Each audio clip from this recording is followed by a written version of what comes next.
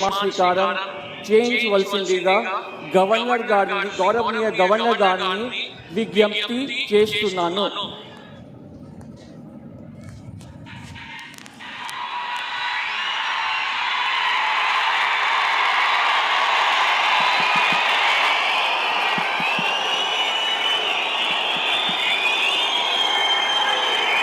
నేను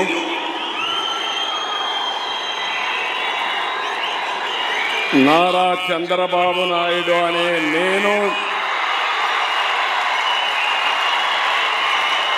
శాసనం ద్వారా నిర్మితమైన భారత రాజ్యాంగం పట్ల నిజమైన విశ్వాసం విధేయత చూపుతానని, భారతదేశ సార్వభౌమాధికారాన్ని సమగ్రతను కాపాడుతానని, ఆంధ్రప్రదేశ్ రాష్ట్ర ముఖ్యమంత్రిగా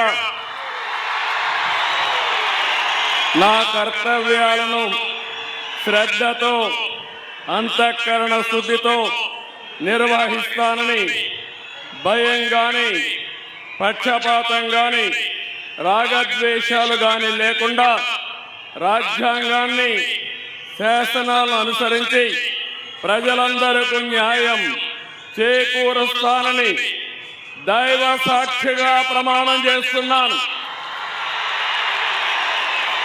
నేను నారా చంద్రబాబు నాయుడు అనే నేను